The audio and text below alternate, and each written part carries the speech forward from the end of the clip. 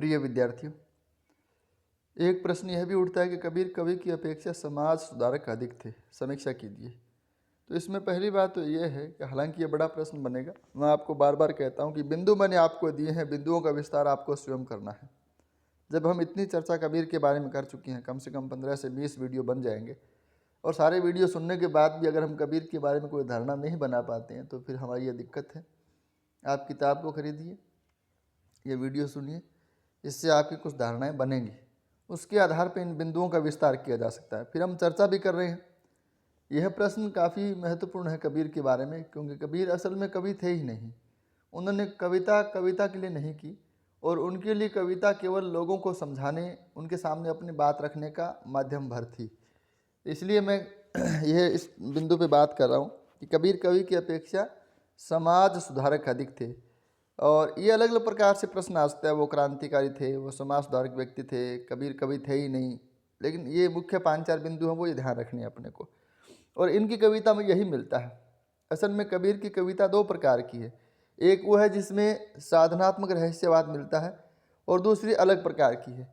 तो दूसरे प्रकार की जितनी भी कविता है वो उसमें उनका समाज सुधारक रूप ही अधिक दिखाई देता है, और असल में कबीर लोकप्रिय उसी रूप को लेकर हुए। तो वो कौन कौन से बिंदु है जिनमें इनमें बात हो सकती है। पहला है जैसे एक ईश्वर का प्रचार। असल में उस समय बौद्ध थे, जैन थे, शैव थे, शाक्त थे, और कण्व थे, जोगी, नाथ, सिद्ध, अनेक प्रकार के मत है वो प्रचलित थे, और अनेक प्रकार के मतों में जनता है वो भ्रमित हो रही थी। और असल में धार्मिक जनता है और वो अपने भय के कारण, अपने किसी प्रलोभन या आशंका के कारण वो अनेक प्रकार के मतांतरों में विश्वास करती है, अनेक प्रकार के पंथ और संप्रदायों में विश्वास करती है, और जो अनेक प्रकार के पंथ और संप्रदाय वो उनको बहकाने का काम भी करते हैं।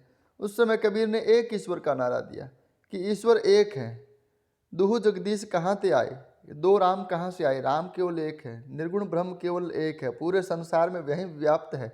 इसका सबसे बड़ा फल यह हुआ कि समाज के अंदर जो भ्रांतियाँ फैली हुई थी, और जो लोग बाहर जो ईश्वर को ढूंढते थे, अनेक प्रकार के पंथों में भटकते फिरते थे, उनके लिए एक मार्ग चुना गया, और वो एक मार्ग ईश्वर की ओर जाने वाला था।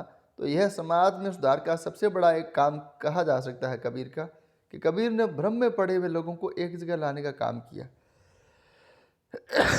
अवतारवाद व मूर्ति पूजा का विरोध, ये पहली बात से जुड़ी हुई बात है। अवतारवाद और मूर्ति पूजा से क्या हुआ कि अनेक प्रकार के मतलब देवताओं की संकल्पना की गई, अनेक प्रकार के पंथों की कल्पना की गई, और अनेक प्रकार के जो मठ हैं वो मठ हुए, और मठों में बैठने वाले मठाधीश थे, और फिर लोगों के मतलब उनके प्रति आस्था हुई।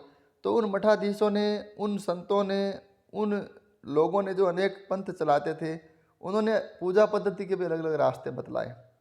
अब इस प्रकार की पद्धति में व्यक्ति फिर भ्रमित होता है कि वो कभी कहता है क्या करूं, कभी कहता है क्या नहीं करूं। कबीरदास इस प्रकार की बातों पर ध्यान नहीं देते थे। उन्होंने कहा कि अपने भीतर आप ईश्वर को खोजिए। असल में आराधना है तो वो घटकी करनी है, और समाधि है उसके माध्यम से आप अपने भीतर के ईश्वर को पा सकते हैं। तो अवतारवाद, ये उसके विष्णु के अवतार हैं, ये श्री कृष्ण के अवतार हैं, इस प्रकार की कोई बात उन्होंने नहीं कही। मूर्ति पूजा का विरोध, हालांकि इस बात को लेकर, एकेश्वरवाद और मूर्ति पूजा के विरोध को लेकर उनके ऊपर इस्लाम का प्रभाव माना जाता है। धार्मिक आडंबरों का विरोध, धार्मिक आडंबरों का मतलब जिस प्रकार से, चाहे वो हिंदू हो चाहे मुस्लिम, एक बात यह भी है कि कबीर ने जहाँ गलत हो रहा है वहाँ दोनों को फटकारा है। तो इसलिए चाहे वो हिंदू हो या मुस्लिम हो, वो धार्मिक आडंबर, धर्म के नाम पर जो दिखावा करते हैं, उनका बहुत अधिक विरोध इनके द्वारा किया गया है। आचरण की पवित्रता, वो ये कहते हैं कि आप अपने शरीर को ही कितना ही धो लें, गंगा जी में स्नान कर लें, और चाहे माला धारण कर लें, चाहे गेरुए वस्त्र पहन लें, चाहे आप दाढ़ी बढ़ा लें, किसी भी प्रकार का शरीर में किया गया कोई भी परिवर्तन आत्मा में परिवर्तन नहीं ला सकता।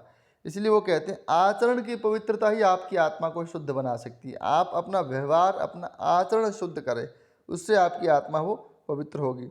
मानव मात्र की एकता का उपदेश, वो कहते हैं जाति पाति, उनके गुरु ने कहा था रामानंद ने, जाति पाति पूछे नहीं कोई, हरि को भजे सो हरि का होई। उसका सब संसार में जितनी आत्माएं हैं, सब में परमात्मा विराजमान है।